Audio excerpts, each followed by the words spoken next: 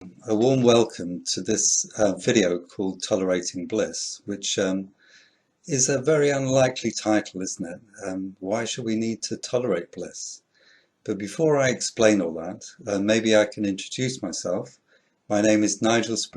I'm a counseling psychologist specializing in helping people with Kundalini awakenings work through their negative symptoms. And I have the great pleasure of working alongside Tara Springett, who's an authority on the whole topic of Kundalini. So, tolerating bliss.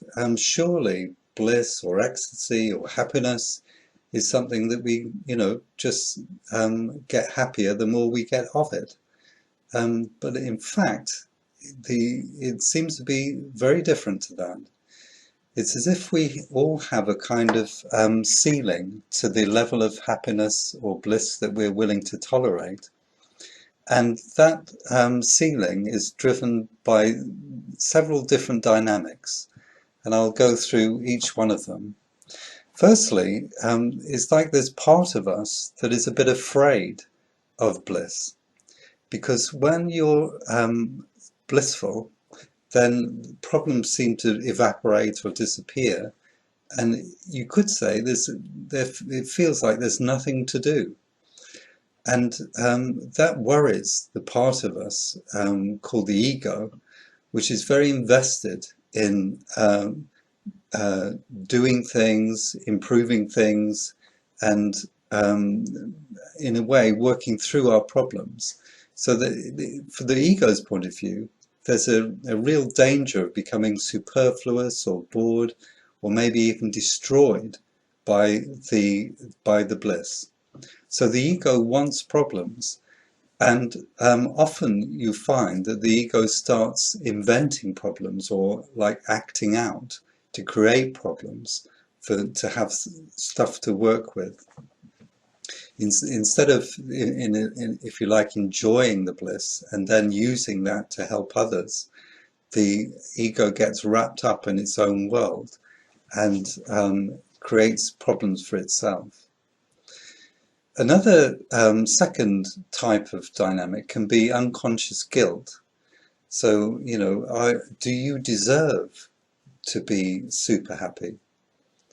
Or are there kind of memories locked away in your system that mean that you feel undeserving? The things you've said, things you've done that were unfortunate or unpretty or cruel even. And maybe those things make it more difficult for you just to accept the bliss that's arising in your system. And there's other problems as well. So, for instance, sometimes you find for people that the happier they get, the more anxious they become because they don't recognize themselves. It's like you're losing the familiarity of your old misery, which the old problems feel very reliable, very solid, very real. And if they just sort of disappear, then who are you and where are you going and so on.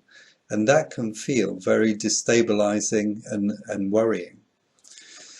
And there's another problem that occurs, which is fear driven by the sense that this could all go away.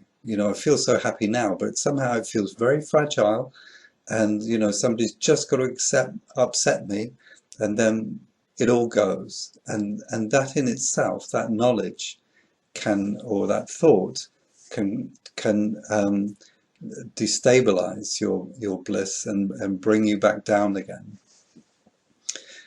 There's also other dynamics of risks of people envying you. If you are so happy now and people are used to you being a particular kind of way and compare themselves to you in that way, then what are they going to make of the fact that you're happy?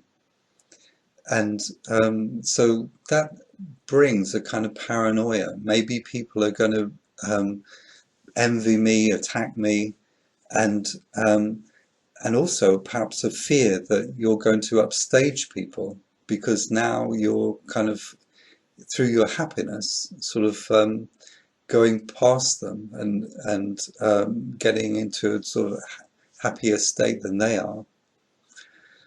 There's a further dynamic as well, which is that often there's a part in us that is like a kind of Calvinist that doesn't really approve of enjoyment, that wants us to be disciplined and just keep working and working and working, and such that ecstasy or bliss is a pure indulgence, and that in itself can raise sort of guilt and worry.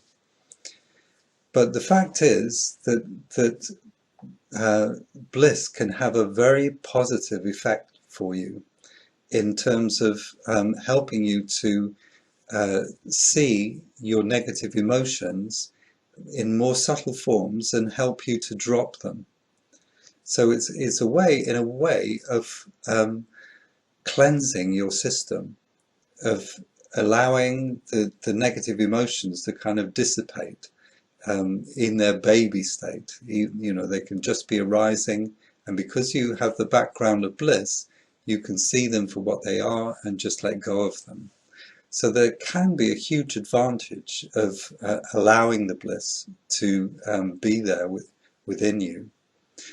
And the other great advantage, probably even more important, is the possibility that you're going to experience your bliss and notice that other people are troubled. They have their problems, they have their upsets and so on. And that dissonance can be something that sort of evokes compassion in you. And then with compassion, you can go to help other people with their issues. And it's that will make the bliss worthwhile and important. Because otherwise it can be just like a kind of drug that you get addicted to and trying to hold on to. But if you can use it to purify your own system and motivate yourself to help others, then you're going to be on a good track, and bliss will be easier, much more easy to tolerate and enjoy. Okay, well, I hope that's been of use to you, and I hope you will have your experience of bliss and then use them in good ways, following this kind of advice in this video. If you have felt that this is important or useful to you, please do give me a thumbs up, and feel free to connect this video to your friends, share it with them and so on. If you have any questions, just put them into the comments section and I'll do my best at answering them. Otherwise, I look forward to seeing you in the next video. Okay, bye for now.